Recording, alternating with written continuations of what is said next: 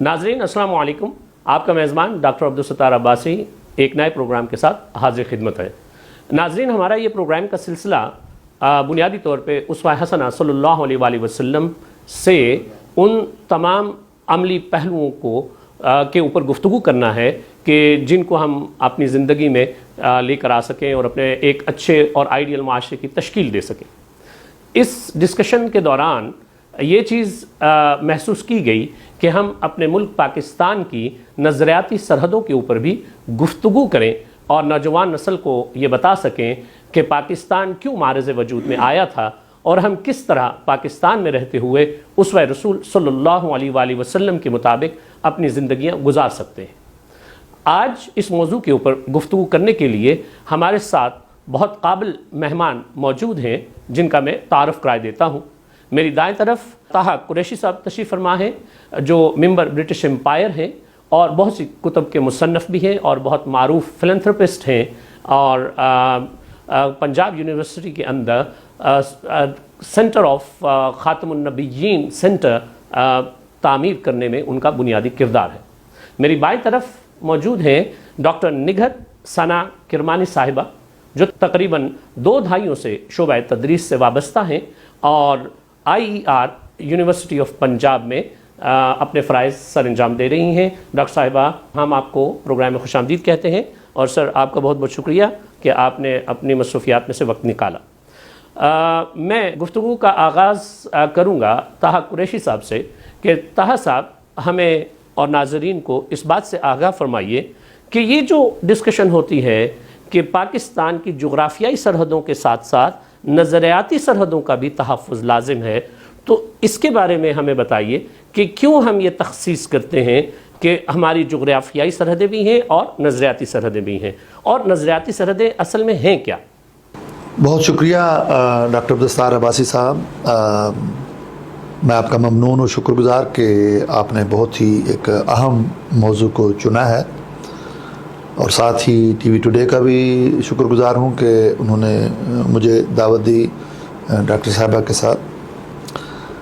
دیکھیے، یہ جو پروگرام آپ نے سٹارٹ کیا ہے اسوہ رسول اکرم صلی اللہ علیہ وسلم، سیرت رسول صلی اللہ علیہ وآلہ وسلم، سیرت خاتم النبیین صلی اللہ علیہ وسلم، اور ان کے زندگی کے مختلف پہلو، ہم نے شروع میں ایک بات کہی تھی کہ حضور علیہ الصلاۃ والسلام کی سیرت کا ایک پہلو ایسا ہے جو کسی بھی اور نبی کے حصے میں نہیں آیا، جی، اور وہ ہے حضور علیہ الصلاۃ والسلام کا خاتم النبیین ہونا۔ جی، اب آتے ہیں پاکستان کی طرف۔ پاکستان کا قیام 27 رمضان المبارک کو ہوا، انتہائی بابرکت دن، بابرکت رات، اور اس کا قیام 2 قومی نظریے کی بنیاد پر ہوا، 2 نیشن تھیوری کی بنیاد پر۔ اور وہ 2 نیشن تھیوری کیا ہے؟ ہمارے یوتھ کو شاید یہ بھول چکی ہو یا شاید پڑھی بھی نہ ہو، کیونکہ آج کل تو ہمارے اسکولوں کالجوں میں اسلام کو ٹیچ کرنا شاید اب بہت ہی نایاب ہو گیا ہے۔ ہاں، البتہ کچھ اسکولوں میں ابھی تک الحمدللہ اسلام پڑھایا جاتا ہے، اسلام کے متعلق تعلیم دی جاتی ہے، حضور علیہ الصلوۃ والسلام کی سیرت بتائی جاتی ہے، صحابہ کرام کے متعلق بتایا جاتا ہے۔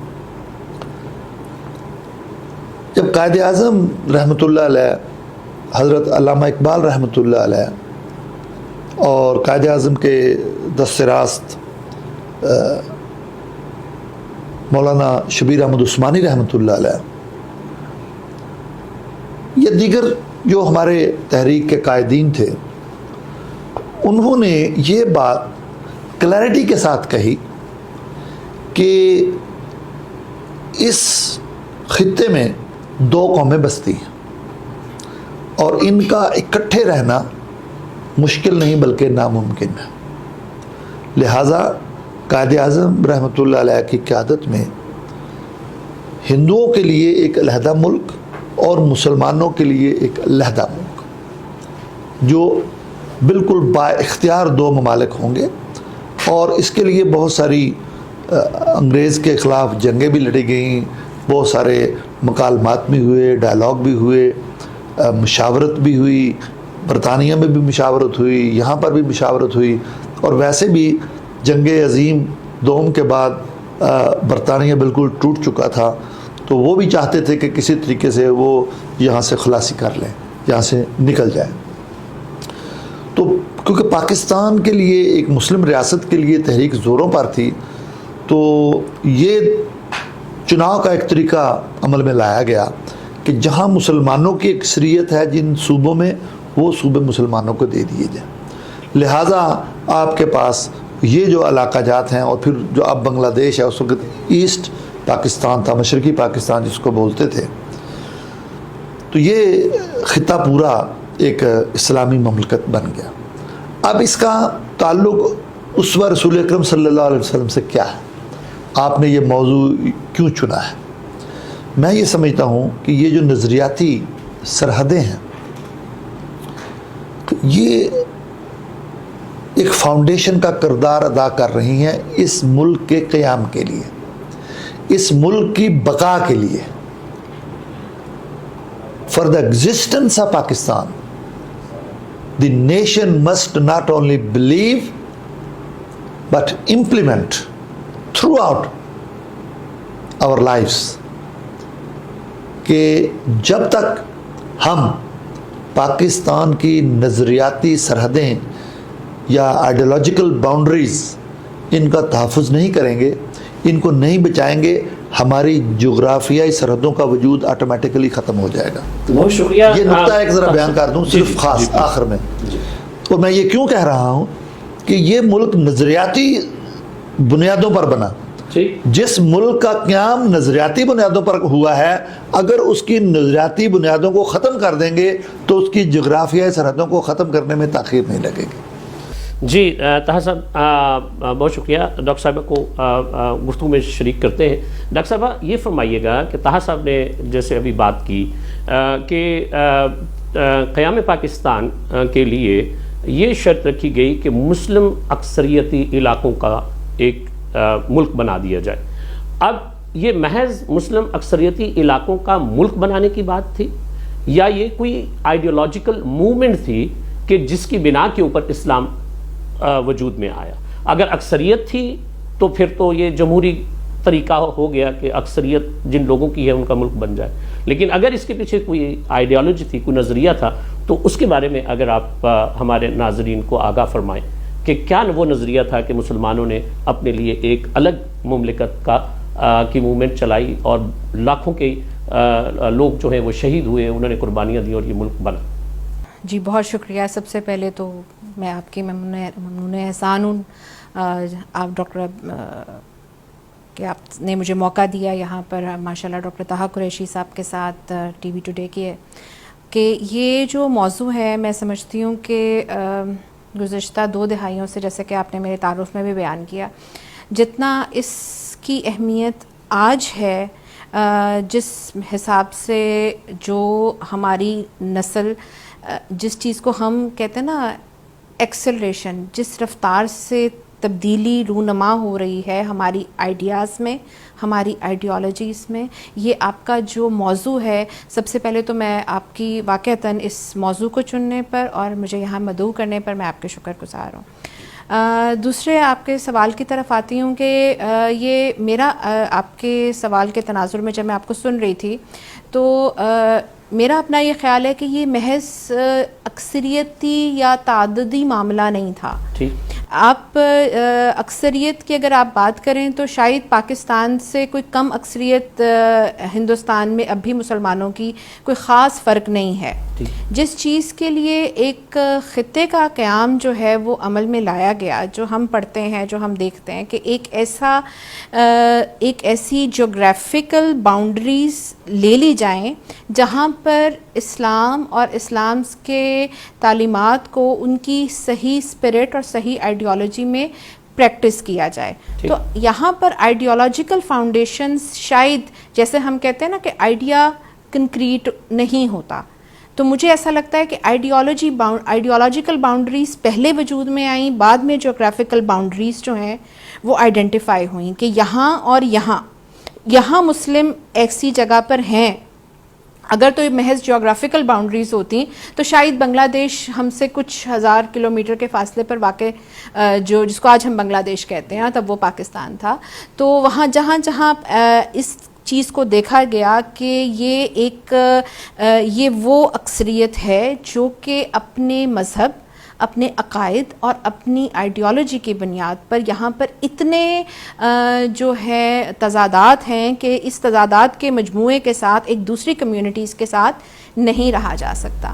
اور شاید بنانے والوں نے اس چیز کو بھی دیکھا ہو کہ ہم جاتے ہوئے کوئی ایسا فسادات کا مجموعہ پیچھے نہ چھوڑ جائیں کہ، اور بنیادی بات یہی ہے، وہی چیز جو آج ہم محسوس کر رہے ہیں جس کو ہمیں پریزرو کرنے کی ضرورت ہے یا جس کے ذریعے پریزرو ہونے کی ضرورت ہے. مجھے ایسے لگتا ہے کہ آئیڈیالوجیکل باؤنڈریز نے ہمیں بچانا ہے. ہم نے ان کی حفاظت شاید اس طریقے سے اگر ہم نہیں کر پائیں گے، ہم اس کو جس کو کہتے ہیں کہ ہم اس کو اپنے اندر اپنے تمام شعبہ ہائی زندگی کے اندر لے کر نہیں آئیں گے. اور شاید یہی سوچ رہی ہوگی پاکستان بنانے میں اہم کردار جو ہمارے سامنے ڈاکٹر صاحب نے بھی جو ہے جن کا احاطہ کیا کہ وہ انہوں نے بھی یہی فورسی کیا ہوگا، ان کا بھی یہی ویژن رہا ہوگا، اور جو اس وقت کے برٹش امپائر تھی ان کا بھی یہی چیز دیکھی ہوگی کہ یہاں پر جو ہمارے درمیان میں آئیڈیالوجیکل ڈفرینسز یعنی کہ تضادات اتنے زیادہ ہیں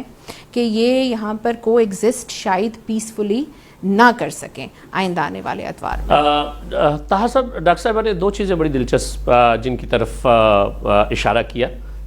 ایک تو یہ کہ جن لوگوں نے یہ تمام اسٹیٹس کی جو باؤنڈریز بن رہی تھیں تو شاید سوچا ہو کہ فسادات نہ ہوں، لیکن فساد کی جڑ تو وہ چھوڑ کے گئے، اس کے اوپر تو ہم الگ سے بات کریں گے. لیکن ایک چیز کے اوپر میں چاہتا ہوں کہ ہم ابھی وقفے پہ جائیں گے اور وقفے کے بعد آپ سے میں چاہوں گا کہ آپ اس کے اوپر گفتگو کریں کہ جیسے ڈاکٹر صاحبہ نے فرمایا کہ مغربی پاکستان اور مشرقی پاکستان بہت دور تھے، لیکن ایک نظریے کی وجہ سے وہ ایک ملک کی صورت اختیار انہوں نے کی. اگر ہم اپنی نظریاتی اساس اسلام کو ہے ہی اور وہی ہماری نظریاتی اساس ہے، تو اگر اس اساس کو ہم لیں اور نظریاتی سرحدیں اگر ہم ڈیفائن کرنا شروع کریں تو ہمارے ساتھ جو ہمارے ہمسایہ ممالک ہیں وہ نظریاتی اساس تو ان تک بھی جاتی ہے، تو پھر ہم کیسے اپنی جغرافیائی حدوں کو ان کے اور اپنے درمیان اسٹیبلش کر پائیں گے؟ میں چاہوں گا کہ آپ وقفے کے بعد اس کے اوپر گفتگو کیجیے گا. ناظرین، ایک چھوٹا سا وقفہ لیتے ہیں اور ملتے ہیں وقفے کے بعد. ناظرین، وقفے کے بعد ایک بار پھر خوش آمدید.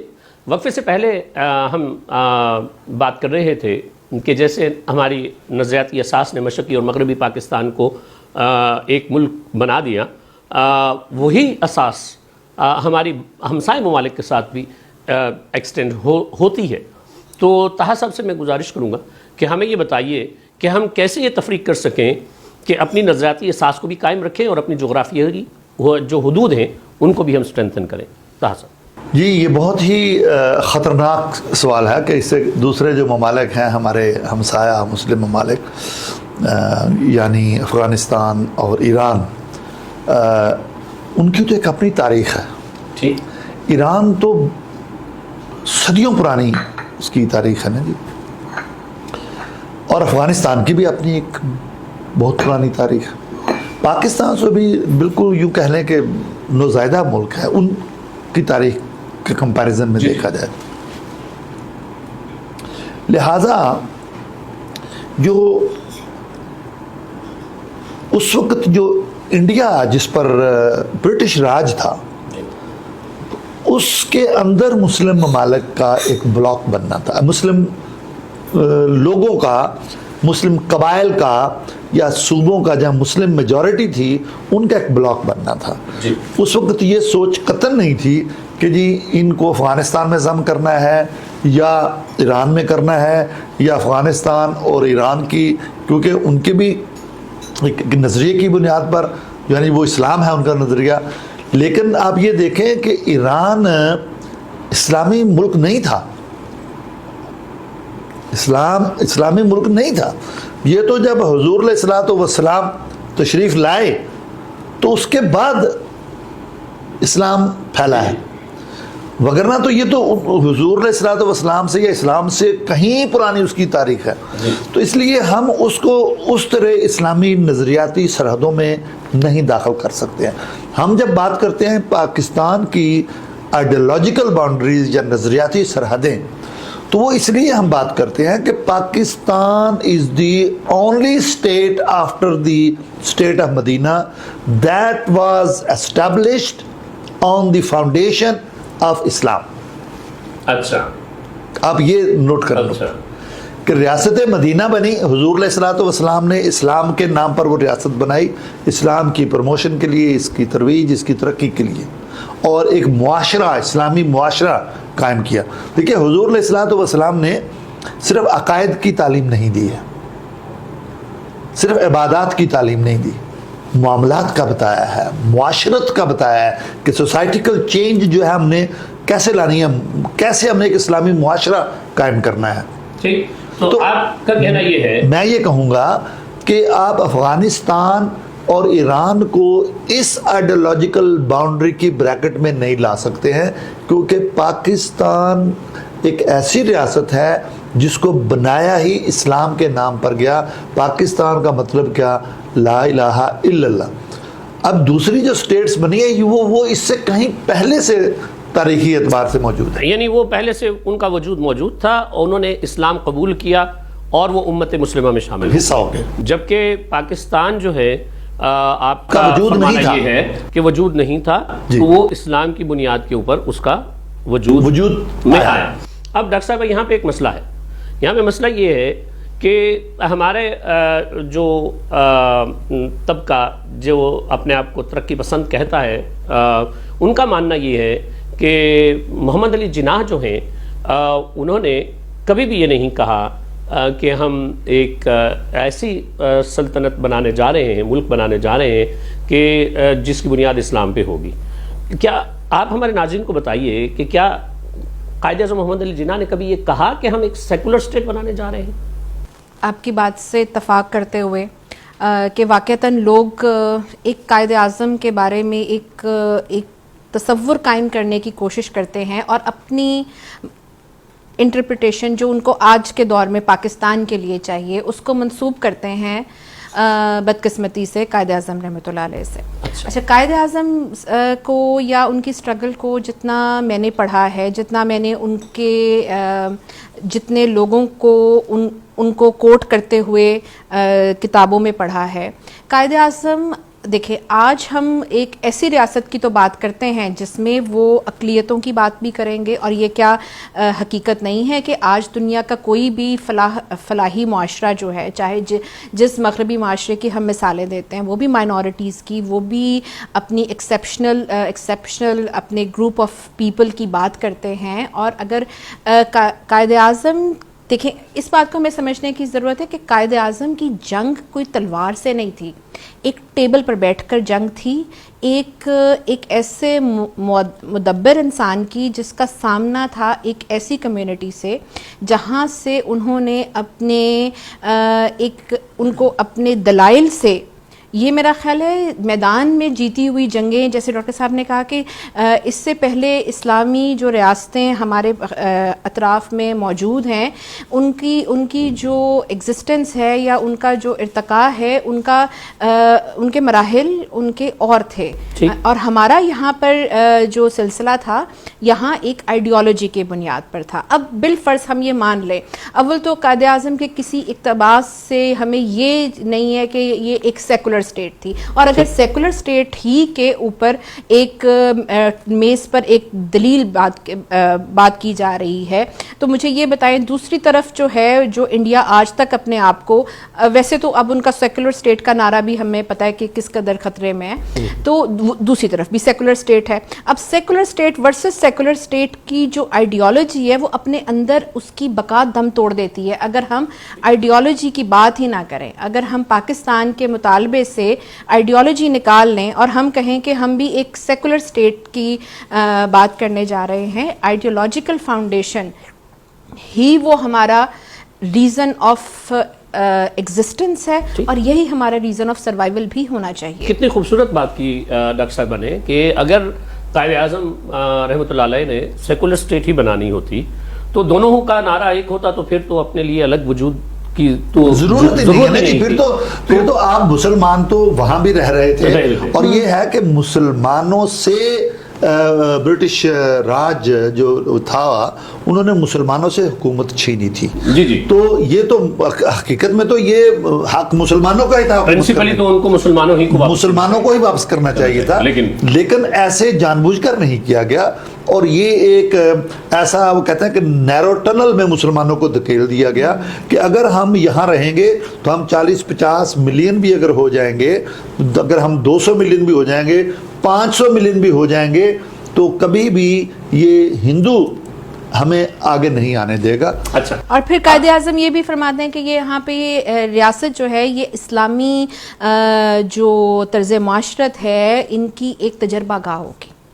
جی بالکل، ہم اس کو مطلب یہاں پہ ایکسپیریمنٹ ان کو امپلیمنٹ کیا جائے گا، اس کے چیلنجز ایکسیپٹ کیے جائیں گے کہ اسلامک اکانومی کیسی ہوگی، اسلامک سویلائزیشن کیسی ہوگی، اور یقیناً وہ فورسی کر رہے تھے کہ جب ایک بڑے گلوب میں رہتے ہوئے آپ ایک آئیڈیولوجیکل بیس پر آپ اپنی معاشرت، اپنی معیشت، اپنی سیاست کا اطلاق کریں گے تو وہاں چیلنجز بھی ہوں گے، وہی چیلنجز جو آپ کو ایک نئی چیز امپلیمنٹ کرتے ہوئے ہو۔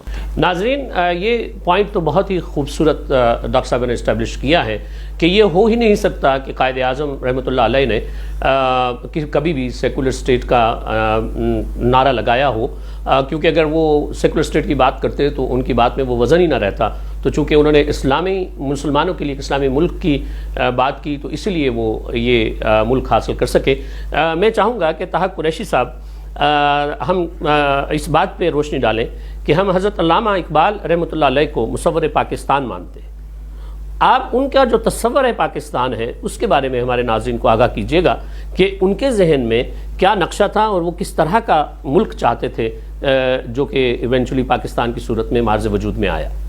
دیکھیے جی، سب سے پہلے تو میں ذرا پچھلی بات میں ایک اضافہ کر دوں گا کہ قائد اعظم کے 20 ارشادات ہیں جن میں انہوں نے بڑی وضاحت کے ساتھ کہا ہے کہ مجھے کس قسم کا ملک بنانا ہے۔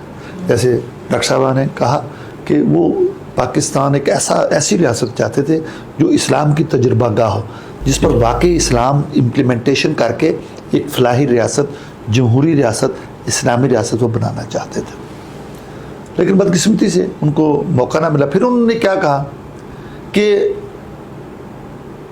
مجھے ریاست مدینہ کی طرز کا ملک بنانا ہے۔ یہ قائد اعظم رحمۃ اللہ علیہ، قائد اعظم کی بات کر رہا ہوں، پچھلی بات کو تھوڑا سا آگے بڑھا رہا ہوں ذرا۔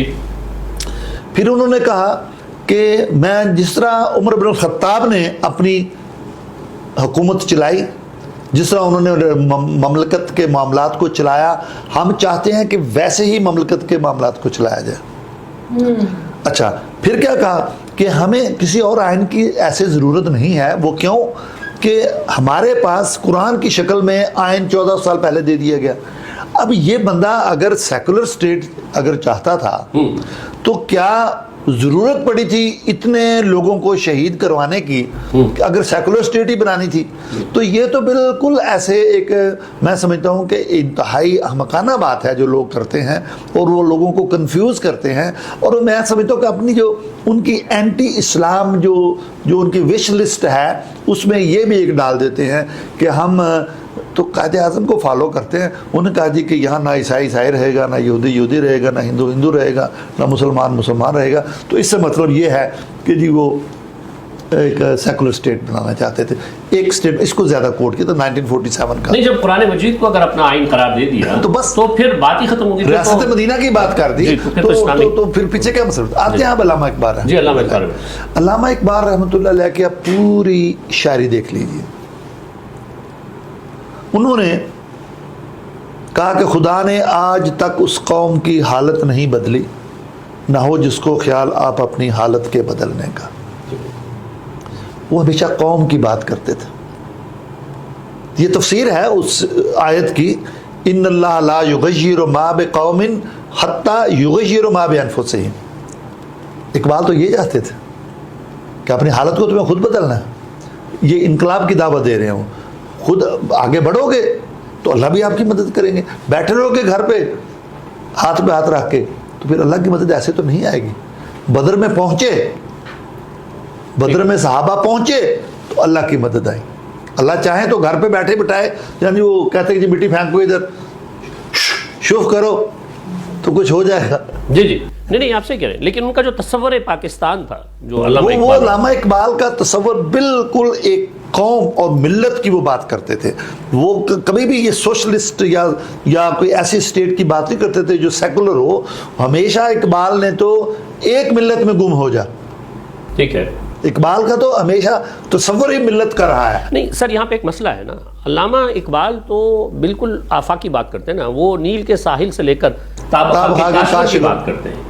میں یہ چاہ رہا ہوں کہ ہم چونکہ چاہتے ہیں آپ دونوں میں سے جو بھی اس کے اوپر کامنٹ کریں, کہ ہم کہتے ہیں کہ علامہ اقبال جو ہیں وہ مصور پاکستان, تو وہ پھر ان کا وہ جو تصور تھا وہ کیا تصور تھا, کہ وہ کیا چاہتے تھے کہ پاکستان بنے اور پاکستان کیسا ملک ہو کہ جس سے ہم ان کا وہ جو خواب ہے اس میں ہم رنگ بھر سکیں. ان کی دیکھیے تصور جو انہوں نے دیا ہے نا, جو ان کو کہا مصور پاکستان, وہ بالکل وہی جو ملت کا اور قوم کا تصور نا, ملت اسلامیہ کی جب وہ بات کرتے ہیں ان کا کنسپٹ یہ قطعاً علامہ اقبال رحمۃ اللہ علیہ نے کوئی بھی ایسا اشارہ نہیں دیا کہ وہ سیکولر اسٹیٹ چاہتے تھے, وہ ایک اسلامک اسٹیٹ چاہتے تھے. اور یہ طے ہوا, یہ قائد اعظم تو یہاں سے دل برداشتہ ہو کر واپس برطانیہ چلے گئے تھے. علامہ اقبال رحمۃ اللہ علیہ کے مجبور کرنے پر وہ واپس آئے اور آ کر پھر نئے سرے سے جد و جہد کو شروع کیا. تو اسی لیے ان کو مصور پاکستان بھی کہا جاتا ہے کہ اگر وہ جا کر حضرت قائد اعظم رحمۃ اللہ علیہ کو واپس نہ لاتے تو شاید آج ہم پاکستان میں نہ ہوتے. تو ان کا جو تصور تھا وہ یہی تھا کہ ایک ویلفیئر, ایک اسلامی اسٹیٹ ہوگی جو کہ مسلمانوں کے حقوق کا تحفظ کرے گی. وہ دیکھ چکے تھے علامہ اقبال, قائد اعظم, یہ تمام ان کے رفقا یہ دیکھ چکے تھے کہ جو کانگریس ہے یہ کبھی بھی مسلمانوں کا دفاع نہیں کرے گی. اسی لیے قائد اعظم نے جب چھوڑ دی کانگریس, بالکل اسی لیے انہوں نے کانگریس کو چھوڑا. پہلے تو یہ تھا کہ ہم نے انگریز سے جان چھڑانی ہے, پھر یہ تھا کہ اب انگریز آئے گا تو پھر ہندو سے کیسے جان چھڑائیں گے, لہٰذا انہوں نے کہا کہ لیٹس ڈو اٹ ناؤ. تو انہوں نے مسلم لیگ بنائی اور مسلم لیگ بنا کر انہوں نے بڑے بڑے علماء کرام جو تھے اس وقت ان کو ساتھ ملایا, اور بڑے بڑے جو واقعی دینی جذبوں والے لوگ تھے ان کو ساتھ ملایا. اور پھر جا کر یہ طے ہوا کہ جو پہلے بھی بات ہو رہی تھی کہ مسلم اکثریت جہاں ہوگی, بنگلہ دیش جو اب بنا ہے ایسٹ پاکستان, وہاں تو 99% لوگ مسلمان تھے. جی بالکل. ہاں جی, تو اکثریت کی بنیاد پر اس کو مسلم پاکستان کے ساتھ یعنی جی وہ جوڑا گیا. یہ نہیں تھا دوسرے ممالک ہیں, مثال کے طور پر یہ دوسرے صوبے تھے, مثال کے طور پر گجرات مسلمان تو تھے وہاں پر, لیکن یو پی سی پی میں مسلمان تو تھے لیکن وہ بہت کم تعداد میں تھے. مجموعی طور پر دیکھیے جتنا ہندوستان کا رقبہ ہے اس کے تو کوئی 50-52 صوبے ہیں اس کے. جی بالکل. ناظرین, ہماری دلچسپ گفتگو کا سلسلہ جاری ہے. یہاں پہ ایک چھوٹا سا وقفہ لیتے ہیں اور ملتے ہیں وقفے کے بعد. ناظرین, وقفے کے بعد ایک بار پھر خوش آمدید. ہماری گفتگو اس بات پر چل رہی تھی کہ بانیان پاکستان نے یہ خواب دیکھا اور اس کو پھر عملی پیرائے میں لے کر آئے. خواب کی تعبیر بھی ہمیں دی کہ مسلمانوں کے وہ علاقے جہاں پہ ان کی اکثریت ہے وہاں پہ ایک ایسا ملک بنا دیا جائے تاکہ وہ اپنے نظریات کے مطابق یعنی اسلام کے مطابق وہ زندگی گزار سکیں. اگر یہی فارمولہ مان لیا جائے اور تھا بھی یہی, تو میں یہ چاہوں گا کہ طاہر صاحب ناظرین کو آگاہ فرمائیں کہ پھر کشمیر اور گرداسپور کیوں نہیں شامل ہوا پاکستان میں. بہت اہم سوال کیا جی آپ نے. دیکھیے کشمیر پر تو کیونکہ سکھ راج تھا, اگرچہ وہاں پر اکثریت عوام کی تھی مسلمانوں کی, لیکن یہ ایک رول بن گیا تھا کہ جہاں جو بھی اپنے جو پرنسس سٹیٹس ہیں جہاں پر نواب تھے, راجے تھے, مہاراجے تھے, وہ فیصلہ کریں گے کہ انہوں نے کس ریاست کے ساتھ الحاق کرنا ہے. تو اس وقت ایک پھر لمبی سٹوری ہے کہ ہندوستان نے یا بھارت نے وہ جو کشمیر کے جو راجہ تھے ان کو وہاں بلا لیا, زبردستی ان سے سائن کروا کے تو اپنے ساتھ ان کا الحاق کر لیا. پھر یہ جنگیں ہوئیں اور پھر یہ آزاد کشمیر اور جموں کشمیر, لہذا مقبوضہ کشمیر یہ بن گئے. اس پر ایک لمبی ڈیبیٹ ہے. دوسرا آپ نے ایک اور بڑا اہم نقطہ اٹھایا کہ جو گرداسپور کی جو ریاست تھی جو ضلع تھا وہ کیوں نہیں شامل ہوا. اصل میں گرداسپور ایک ایسا ایریا ہے جہاں پر ایک قصبہ تھا قادیان. ٹھیک. قادیان وہ جگہ ہے جہاں مرزا غلام احمد قادیانی یہ احمدیہ کمیونٹی کے جو سربراہ تھے وہ پیدا ہوئے, وہیں پلے بڑے, پھر نبوت کا دعویٰ کیا. ہاں جی, اور جھوٹی نبوت کا دعویٰ. جی ہاں, جھوٹی نبوت. ظاہر ہے حضور علیہ الصلوۃ والسلام کے بعد تو کوئی نبی آ نہیں سکتا نا جی. یہ تو مسلمانوں کا عقیدہ ہے, اور حضور علیہ الصلوۃ والسلام کی حدیث بھی ہے کہ میرے بعد 30 جھوٹے دجال کذاب آئیں گے, لیکن میں آخری نبی ہوں, میرے بعد کوئی نبی نہیں آئے گا. اور قرآن کی آیت بھی ہے کہ یہ ما کان محمد نبا احد من رجالکم ولکن رسول اللہ و خاتم النبیین. تو یہ تو عقیدہ ختم نبوت ہے کہ حضور علیہ الصلوۃ والسلام کے بعد کسی قسم کا کسی بھی شیپ اور فارم میں کوئی نیا نبی نہیں آنا. جی بالکل بالکل. اور اس کو کوئی نیا نبی دعویٰ کرتا ہے وہ, اور اس جھوٹے مدعیان نبوت جو بھی ہوں گے ان کے پیروکار تمام آؤٹ آف فولڈ آف اسلام ہے, دار اسلام سے خارج ہے. یہ عقیدہ ختم نبوت ہے. اب یہ ہے کہ وہاں وہ قادیانی جو رہتے تھے انہوں نے باقاعدہ برٹش گورنمنٹ سے یہ کہا کہ ہمیں مسلمانوں کے ساتھ ہماری ووٹنگ نہ کی جائے, ہماری ووٹنگ علیحدہ رکھی جائے, مسلمانوں سے علیحدہ رکھی جائے. آج وہ قادیانی کہتے ہیں نا کہ ہمیں مسلمان سمجھو. اس وقت جب انہوں نے مفاد پہنچانا تھا کسی اور کو تو یہ کہنے لگے, یہ ریکارڈ کا حصہ ہے, کہ ہمیں ہماری ووٹنگ مسلمانوں سے علیحدہ رکھو. اور جب گرداسپور کی باری آئی تو قادیان کا صوبہ اس میں, یہ قادیان کا قصبہ اس میں تھا, تو انہوں نے مسلمانوں کو ووٹ نہیں دیے, انہوں نے ووٹ علیحدہ رکھے مسلمانوں سے, اس لیے مسلمانوں کے ووٹ کم ہو گئے, اور گرداسپور کی جو ڈسٹرکٹ تھی یا تحصیل تھی وہ اس میں پھر شامل پاکستان میں نہیں ہو سکی. تو گویا پریکٹیکلی انہوں نے مانا کہ جی ہم مسلمانوں سے الگ ہیں. اچھا وہ تو خیر ان کے کئی جگہوں پر ہے کہ جی ان کا خدا الگ ہے, ان کا نبی الگ ہے, ان کا قرآن الگ ہے, ان کے نماز الگ ہے, تو ان سے ہماری مشترک کیا ہے. اچھا میں ایک چیز بڑی اہم بتانا چاہوں گا اس میں, جب گرداسپور پاکستان میں شامل نہیں ہو, بھارت میں شامل ہو گیا, تو اب یہاں ایک اسٹریٹجک چیز ہے کہ گرداسپور سے ایک سیدھا ایک ہی زمینی رستہ جاتا ہے مقبوضہ کشمیر کو. اچھا. جو اب جو 8 لاکھ فوج بیٹھی ہے وہاں پر انڈیا کی کشمیر میں, وہ اسی رستے سے کشمیر میں 8 لاکھ فوج کو لے کر جاتے ہیں. تو یہ اسٹریٹجیکلی قادیانیوں نے جان بوجھ کر یہ فیصلہ کیا کہ اس کو گرداسپور کو پاکستان میں شامل نہیں ہونے دینا. اگر پاکستان میں شامل ہو گیا تو یہ کشمیر کا رستہ بند کر دیں گے.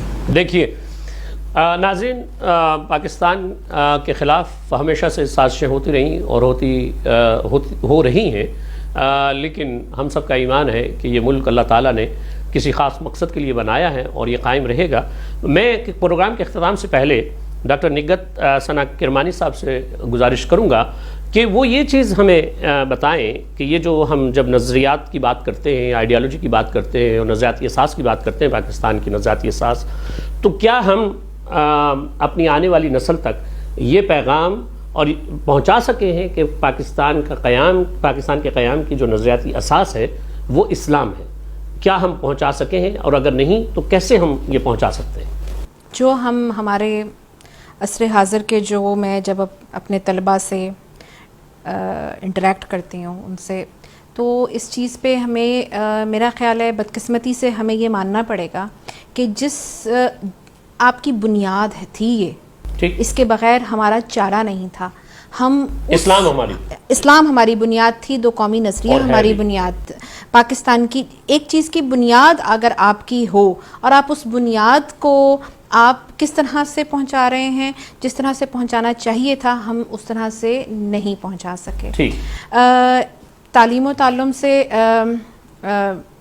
تعلق ہونے کی وجہ سے میرا ماننا یہ ہے کہ آنے والی نسلوں کو جو میڈیم ہے وہ تعلیم تھی, اور جو ہم نے بحیثیت مجموعی پوری تعلیم کے ساتھ کیا کہ ہم نے انہیں کیا, کب اور کیسے, کیا, کب اور کہاں سے آگے بڑھنے نہیں دیا. اچھا. کیوں اور کیسے یہ ہم نے تعلیم میں شامل نہیں کیا, اس کا سب سے بڑا نقصان ہماری آئیڈیولوجیکل فاؤنڈیشن کو ہوا. اچھا. ہم نہیں بتا سکے اپنے بچوں کو کہ قائد اعظم, ہم یہ بتا سکے کہ بیٹا قائد اعظم کے 14 نکات کیا تھے, انہیں یاد کر لو, یہ امتحان میں تمہیں نمبر دلوائیں گے.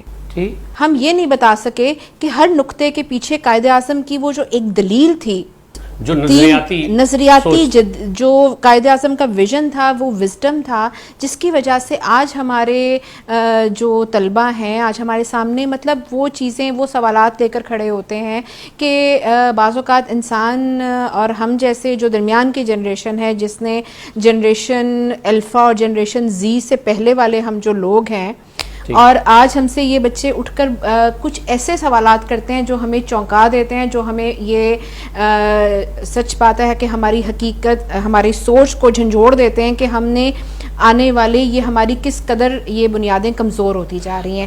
تعلیم جو ہے بہت ہمارے آئیڈیالوجیکلی ہمیں کیوں کا جو ان کا ریزننگ ہے نا، ہم وہ بچوں اس کے لیے ڈاکٹر صاحب میں ذرا ایک تھوڑا سا اس میں اضافہ کرنا چاہوں گا. جی آخری میں بس ایک منٹ لوں گا کہ پچھلی حکومت کو کچھ احساس ہوا، اور اب موجودہ حکومت بھی میرے خیال میں اس کا احساس کر رہی ہے کہ انہوں نے ایک اتھارٹی بنائی، نیشنل اتھارٹی بنائی ہے انہوں نے، جس کا نام ہے نیشنل خاتم النبی رحمت للعالمین و خاتم النبیین اتھارٹی. اب اس کا یہ اس کا مینڈیٹ ہے اس وقت، اچھا رسپانسبلٹی ہے کہ ایسا سلیبس ڈیزائن کیا جائے جو حضور علیہ الصلوۃ والسلام کی سیرت کے عین مطابق ہو، اور ان کو انٹروڈیوس کیا جائے right from the early age. Education institution میں ایک تو یہ ہے. دوسرا یہ بھی آ گیا ہے کہ جو ہمارے روزمرہ کے جو مختلف شعبہ ہے زندگی ہیں، ان میں بھی حضور علیہ الصلوۃ والسلام کے اسوہ حسنہ کو روشناس کروایا جائے. تیسرا جو اسلام مخالف جو جذبات آ گئے ہیں، اسلاموفوبیا جیسے ہے، تو اس اسلاموفوبیا کو ٹیکل کرنے کے لیے وہ انٹرنیشنلی ایسے پروگرام کروائیں گے کہ جس کے ساتھ وہ بین الاقوامی طور پر حضور علیہ الصلوۃ والسلام کی سیرت کے پہلوؤں کو وہ سامنے رکھ سکیں. آخر میں یہ بات کہوں گا کہ جو پاکستان کی جو نظریاتی سرحدیں ہیں اور جو پولرائزیشن جو سوسائٹی میں ہو سکی ہے، اس کو بھی ڈی پولرائز کرنے کے لیے اور نظریاتی سرحدوں کا تحفظ کرنے کے لیے بھی یہ اتھارٹی کام کر رہی ہے. پچھلے دنوں طاہر قریشی فاؤنڈیشن نے، جس کا میں چیئرمین ہوں، انہوں نے ان کے ساتھ ایک MOU بھی سائن کیا ہے ان کے چیئرمین خورشید ندیم صاحب کے ساتھ، اور ہم انشاءاللہ مل کر اس پر کام کریں گے. پنجاب یونیورسٹی میں بھی ایک 2 ایکڑ کی جگہ انہوں نے مختص کی ہے، اس کے اوپر رحمت للعالمین ریسرچ سینٹر بن چکا ہے، اور انشاءاللہ اس میں بھی ریسرچ ہوگی. اس میں بھی نوجوانوں کو، جو آپ ڈاکٹر صاحبہ نے کہا ہے، وہ نوجوانوں میں آگاہی پیدا کی جائے گی. ناظرین، یہ جو ڈسکشن ہے یہ وقت کی کمی کی وجہ سے ہمیں یہاں پہ ختم کرنی پڑ رہی ہے، لیکن یہ بہت اہم ڈسکشن ہے.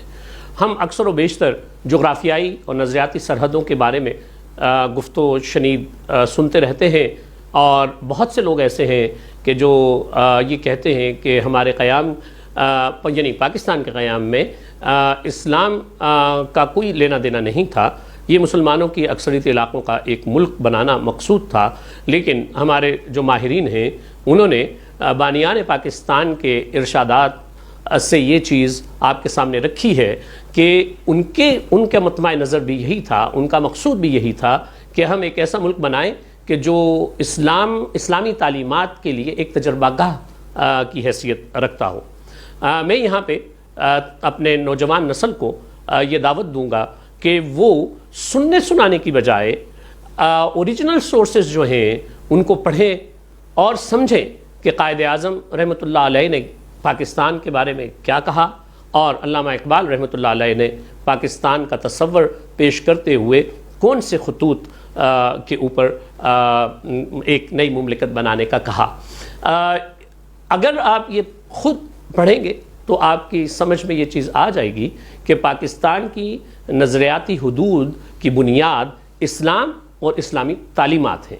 تو ہمارے اوپر فرض ہے کہ ہم جغرافیائی حدود کے ساتھ ساتھ پاکستان کی نظریاتی حدود کا بھی تحفظ کریں. اس کے ساتھ ہی اپنے میزبان کو اجازت دیجیے گا، اور پھر ملاقات ہوگی ایک نئے پروگرام کے ساتھ. تب تک کے لیے اللہ حافظ.